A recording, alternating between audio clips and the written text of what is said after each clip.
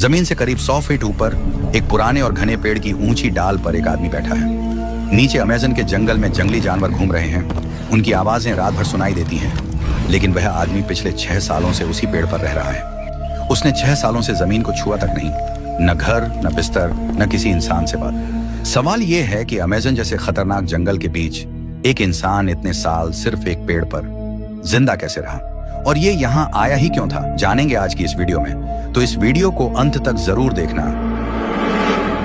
ये कहानी शुरू होती है 3 सितंबर 1937 से। इंग्लैंड में रहने वाला एक युवक जिसका नाम डेनियल फॉस्टर था अपनी पढ़ाई पूरी कर चुका था। उसके मन में कई सालों से एक ही इच्छा थी, अमेज़न जंगल को देखना।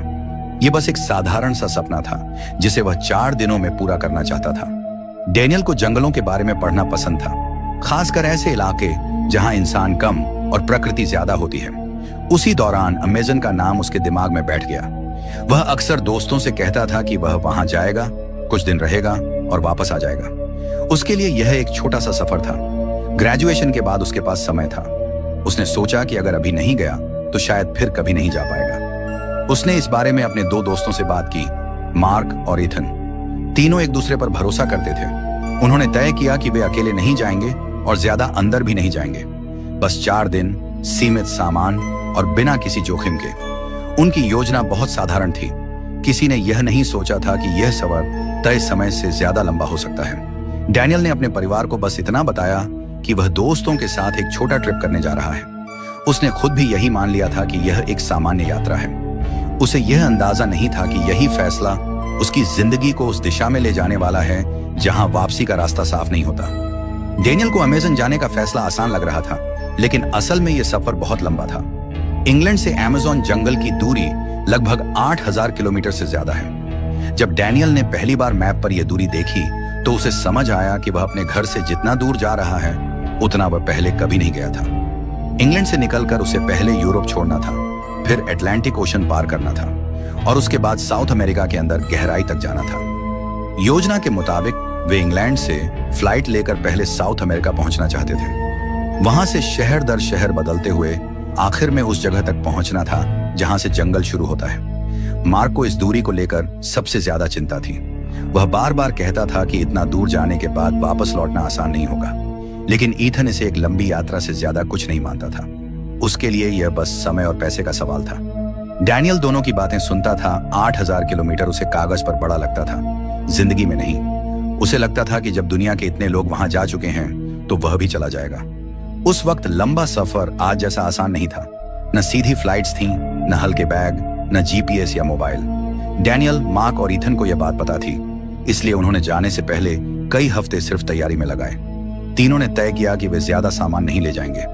उस जमाने में भारी बैग सफर को और मुश्किल बना देता था। डैनियल ने अपने कैनवास के बैग में सबसे पहले कपड़े रखे, शर्तें, एक जैकेट, मजबूत पैंट और बारिश से बचने के लिए एक लंबा कोट। अमेज़न के मौसम के बारे में उसे बस इतना पता था कि वहां नमी बहुत ज्यादा होती है। खाने के लिए उन्होंने सूखा सामान रखा, ब्रेड के सूखे टुकड़े, कुछ बिस्किट और थोड़ी चीनी। उस दौर में यह आम ट्रैवल फूड माना जाता था। पानी के लिए बोतलें थीं जिन्हें बार बार भरा जा सकता था। डैनियल ने अपने बैग में एक छोटी डायरी भी रखी थी। उसका इरादा था कि वह इस सफर के बारे में लिखेगा। इसके अलावा एक साधारण नक्शा, एक पॉकेट नाइफ, माचिस और एक छोटी टॉर्च जो बैटरी से नहीं बल्कि हाथ से चार्ज होती थी। उनके पास कोई सैटेलाइट फोन नहीं था, कोई इमरजेंसी बटन नहीं, सिर्फ वही चीजें थीं जो उस दौर के आम यात्रियों के पास होती थीं। सफर की शुरुआत इंग्लैंड से हुई। पहले उन्हें जहाज से अटलांटिक ओशन पार करना था। यह हिस्सा ही करीब 2 हफ्तों का था। साउथ अमेरिका पहुंचने के बाद सफर आसान नहीं हुआ। वहां से उन्हें ट्रेन, फिर बस और आखिर में छोटी नावों का सहारा लेना पड़ा। पूरे सफर में इंग्लैंड से उस आखिरी कस्बे तक पहुंचने में, जहां से आगे सिर्फ जंगल था, उन्हें लगभग 6 हफ्ते लग गए। अब उनके सामने कोई रास्ता नहीं था, कोई स्टेशन नहीं था, बस एक छोटा सा कस्बा, कुछ लकड़ी के घर, एक बाजार और नदी के किनारे बंधी हुई पुरानी नावें। यहाँ के लोग बाहर से आए लोगों को पहचान लेते थे। जब उन्होंने खाने और जरूरी सामान के बारे में पूछा तो एक बूढ़े आदमी ने, जो दुकान के बाहर बैठा था, उनसे बस इतना पूछा, कितने दिन के लिए जा रहे हो? डेनियल ने जवाब दिया, 4 दिन। उस आदमी ने कुछ नहीं कहा। मार्क ने उसी शाम एक स्थानीय नाविक से बात की। उसने साफ शब्दों में कहा कि जंगल के अंदर जाने से पहले उन्हें गाइड लेना चाहिए। उसने बताया कि यहाँ रास्ते बदलते रहते हैं, नदी हर मौसम में अलग बहती है ईथन को यह सब जरूरत से ज्यादा डराने वाली बातें लगी। उसने हंसते हुए कहा कि वे ज्यादा अंदर नहीं जाएंगे, बस किनारे किनारे चलेंगे, देखेंगे और लौट आएंगे। अगली सुबह सूरज निकलने से पहले उन्होंने अपना सामान समेटा और वे चारों उस नाव में बैठे। वो नाव उन्हें नदी के सहारे उस जगह तक ले जाने वाली थी जहां से आगे पैदल चलना था। जैसे ही नाव किनारे लगी, डेनियल ने पहली बार अमेजन को बहुत पास से देखा। पेड़ इतने घने थे कि उनके बीच की दूरी समझ में नहीं आ रही थी। फिर भी उस पर डर नहीं था, बस उत्सुकता थी। तीनों ने एक दूसरे को देखा और बिना कुछ कहे आगे बढ़ गए। उन्होंने तय किया कि वे नदी से ज्यादा दूर नहीं जाएंगे, हर कदम सोच समझ कर रखेंगे, दिन ढलते ही वापस मुड़ लेंगे। पेड़ों की वजह से सूरज साफ दिखाई नहीं देता और जमीन हर जगह एक सी लगती है। चलते चलते उन्होंने महसूस किया कि जंगल और घना हो गया है। रास्ता अब वैसा साफ नहीं रहा जैसा सुबह था। एक जगह जमीन इतनी गीली थी कि मार्क का पैर फिसल गया। उसे चोट तो नहीं लगी, लेकिन वे रुक गए। उसी रुकने के दौरान उन्हें एहसास हुआ कि नदी की आवाज अब साफ सुनाई नहीं दे रही। उन्होंने सोचा कि शायद कुछ कदम पीछे जाकर दिशा ठीक कर लेंगे, लेकिन 10 मिनट पीछे चलने के बाद भी कुछ जाना पहचाना नहीं मिला। पेड़ वहीं थे, झाड़ियां वहीं थीं और हर दिशा एक सी लग रही थी। ईथन ने कहा कि वे शायद थोड़ा ज्यादा अंदर आ गए हैं, लेकिन अभी घबराने की जरूरत नहीं है। डैनियल भी यही मान रहा था। उसके दिमाग में अब भी 4 दिन का प्लान घूम रहा था। उसे लग रहा था कि यह बस एक छोटा सा कंफ्यूजन है। शाम होने लगी। जंगल के अंदर रोशनी तेजी से कम होती है। सूरज डूबने से पहले ही अंधेरा गहरा हो गया। उसी वक्त उन्हें पहली बार महसूस हुआ कि वे जिस रास्ते पर चल रहे हैं वह वापसी का रास्ता नहीं लग रहा। मार्क ने नक्शा निकाला, लेकिन वह सिर्फ कागज था। उसमें पेड़ों की ऊंचाई नहीं थी, जमीन की हालत नहीं थी और न ही उन छोटे छोटे मोड़ों का जिक्र था जो उन्हें यहां तक ले आए थे। तीनों ने वहीं रुकने का फैसला किया। उन्हें लगा कि रात यहीं काट ली जाए और सुबह रोशनी में रास्ता ढूंढा जाए, लेकिन जमीन इतनी गीली थी कि बैठना मुश्किल था। आसपास की झाड़ियों में कुछ न कुछ हिलता रहता था। डैनियल ने ऊपर देखा। पेड़ की डालें काफी ऊंची थीं, लेकिन मजबूत लग रही थीं। उस पल यह फैसला डर से नहीं, समझदारी से लिया गया। नीचे रुकना सुरक्षित नहीं लग रहा था। उन्होंने पहली बार पेड़ पर चढ़ने का फैसला किया, सिर्फ उस रात के लिए, सिर्फ सुरक्षित रहने के लिए। डेनियल सबसे पहले ऊपर चढ़ा, फिर मार्क और ईथन। ऊपर पहुंचकर उन्होंने राहत की सांस ली। अगली सुबह जंगल वैसा नहीं था जैसा वे उम्मीद कर रहे थे। जिस दिशा में उन्होंने रात से पहले कदम रखे थे, वही दिशा अब अजनबी लग रही थी। तीनों ने अलग अलग तरफ थोड़ा थोड़ा चलकर देखने का फैसला किया, इस सोच के साथ कि शायद किसी को नदी या खुली जगह दिख जाए। यही उनकी सबसे बड़ी गलती हुई। डैनियल कुछ ही मिनट आगे बढ़ा था कि पेड़ों के बीच से मार्क की आवाज सुनाई दी। आवाज साफ नहीं थी, बस इतना पता चल रहा था कि वह दूर जा रही है। डैनियल ने पलटकर आवाज की तरफ जाना चाहा, लेकिन जमीन गीली थी, झाड़ियां घनी थीं और दिशा का अंदाजा लगाना मुश्किल हो गया। कुछ ही देर में आवाजें बंद हो गईं। ईथन की कोई आवाज नहीं आई। डैनियल वहीं खड़ा रह गया। उसने जोर से दोनों के नाम पुकारे, लेकिन जंगल ने उसकी आवाज सुनाई नहीं दे रही थी। कुछ देर बाद उसे समझ आ गया कि अब वे तीनों एक दूसरे से अलग हो चुके हैं। न कोई रास्ता दिख रहा था, न कोई आवाज सुनाई दे रही थी। उसने चलने की कोशिश की, लेकिन हर कदम उसे और उलझा रहा था। डर अब साफ महसूस होने लगा था। डैनियल ने वही किया जो उस वक्त उसे सबसे सुरक्षित लगा। वह फिर से उसी पेड़ की तरफ लौटा जहां उन्होंने रात बिताई थी। पहले दिन उसने बस ऊपर बैठकर इंतजार किया। उसे लगा कि मार्क या ईथन कहीं से दिख जाएंगे, आवाज देंगे या नीचे से गुजरेंगे, लेकिन दिन ढल गया, कोई नहीं आया। दूसरे दिन डैनियल ने समझ लिया कि यह इंतजार लंबा हो सकता है। उसने ऊपर बैठने की जगह को थोड़ा ठीक करना शुरू किया। कुछ सूखी डालियां इकट्ठी की, पत्तों को जमा किया ताकि बैठने की जगह मजबूत हो सके। यह कोई घर बनाने की कोशिश नहीं थी, बस खुद को टिकाए रखने की एक छोटी कोशिश थी। दिन बीतते गए। डैनियल अब ज्यादा नीचे नहीं उतरता था। नीचे जाने का मतलब था फिर से भटक जाना। ऊपर से वह चारों तरफ देख सकता था, नीचे से ऊपर उसे कोई नहीं देख सकता था। धीरे धीरे उसने उसी पेड़ को अपना ठिकाना बना लिया। एक डाल पर बैठने की जगह, दूसरी पर सामान टांगने की जगह, बारिश से बचने के लिए पत्तों की एक परत। उसने खुद से कहा कि यह बस कुछ दिनों की बात है। मार्क और ईथन उसे ढूंढते हुए आएंगे या कोई स्थानीय आदमी यहां से गुजरेगा। लेकिन दिन हफ्तों में बदल गए। डैनियल ने गिनती छोड़ दी। उसे तब तक यह एहसास नहीं हुआ था कि जो वह बना रहा है वह अस्थायी ठिकाना नहीं, धीरे धीरे उसका घर बनता जा रहा है। और यही वह पल था जब डैनियल की जिंदगी जमीन से ऊपर बन गई। उसके पास जो सूखा खाना था वह बहुत जल्दी खत्म हो गया। ब्रेड सख्त हो चुकी थी, पानी उसकी पहली बड़ी चिंता थी। शुरुआत में उसने बारिश का सहारा लिया। पेड़ की पत्तियों पर जमा पानी वह अपनी धातु की बोतल में इकट्ठा करता। कई बार वह बस पत्तियों से टपकता पानी सीधे मुंह से पी लेता। जब बारिश नहीं होती तब सुबह की ओस ही उसका सहारा बनती। पेड़ पर रहते हुए उसे यह भी समझ आ गया कि आवाज करना खतरे को बुलाने जैसा है। उसने चिल्लाना बंद कर दिया। पहले पहले वह लोगों की उम्मीद में आवाज देता था, लेकिन जब हफ्तों तक कोई जवाब नहीं आया तो उसने मान लिया कि यहां से कोई नहीं गुजरता। कई महीने बीत चुके थे, लेकिन कोई उसे ढूंढने नहीं आया। इसकी वजह भी उसे धीरे धीरे समझ आने लगी। मार्क और ईथन के साथ वह जिस जगह पहुंचा था वह कोई तय रास्ता नहीं था। कोई गांव नहीं, कोई ट्रेल नहीं। वह इलाका न तो नक्शों में साफ था, वह जगह ऐसी थी जहां लोग अक्सर आते जाते नहीं थे। अगर कोई लापता भी होता तो खोज उसी जगह तक होती जहां लोग जाते हैं। यहां तक कोई आता ही नहीं था। ऊपर से डैनियल खुद भी नीचे दिखाई नहीं देता था। पेड़ की ऊंचाई और घनापन उसे छुपा लेता था। नीचे से देखने पर वह पेड़ का हिस्सा ही लगता था।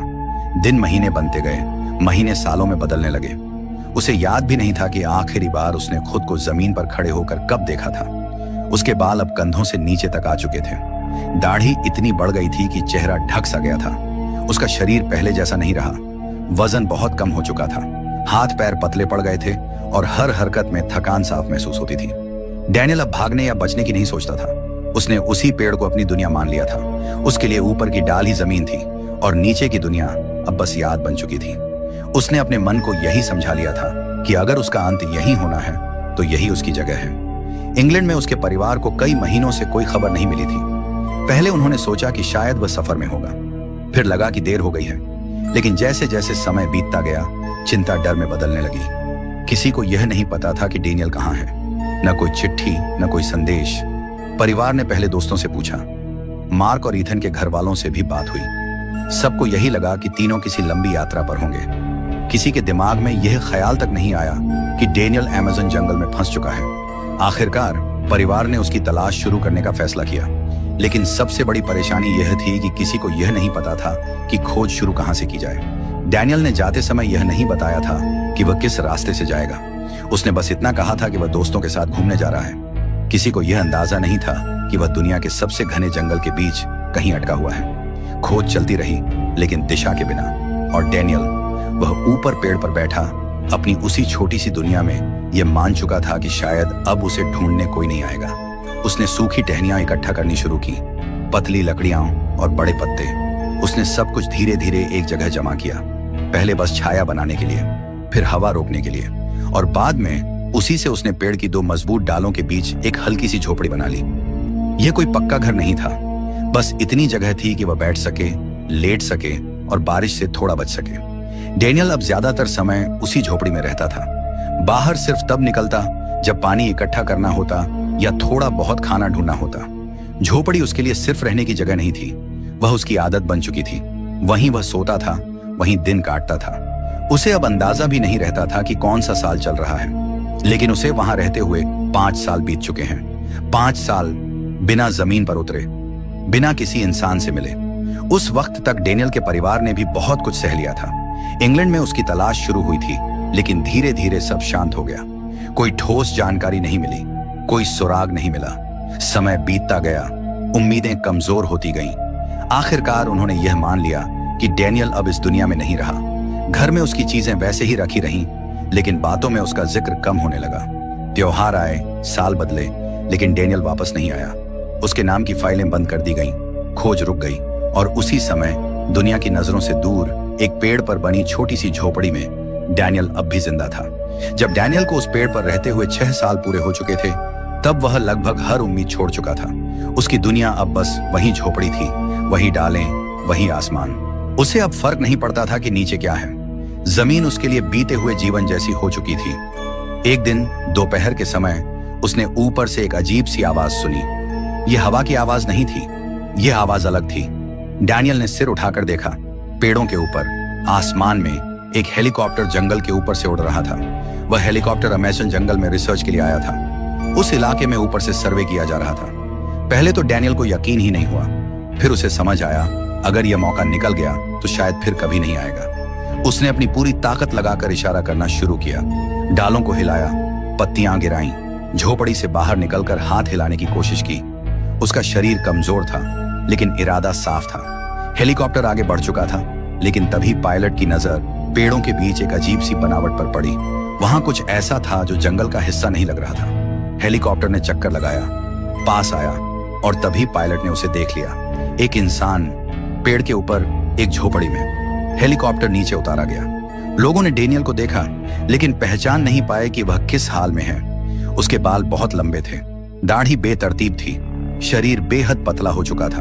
वह चल भी ठीक से नहीं पा रहा था। जब डेनियल को नीचे उतारा गया तो यह उसकी जिंदगी का पहला कदम था जो उसने 6 साल बाद जमीन पर रखा। उसे अस्पताल ले जाया गया। धीरे धीरे उसकी पहचान हुई, कागज मिले, नाम सामने आया और फिर उसके परिवार को खबर दी गई। जब डेनियल को उसके घर ले जाया गया तो उसके माता पिता दरवाजे पर खड़े थे, लेकिन जब उन्होंने उसे देखा तो कुछ पल के लिए वे उसे पहचान ही नहीं पाए। ये वही बेटा था, लेकिन चेहरा बदला हुआ था। आंखों में उम्र से ज्यादा थकान थी। धीरे धीरे जब सच सामने आया तब समझ आया कि जिस बेटे को वे 6 साल पहले खो चुका मान चुके थे, वह जिंदा था, बस दुनिया से बहुत दूर। अगर यह कहानी आपको सोचने पर मजबूर करती है तो इसे शेयर कीजिए और ऐसी ही सर्वाइवल कहानियों के लिए अननोन सर्वाइवल से जुड़े रहिए।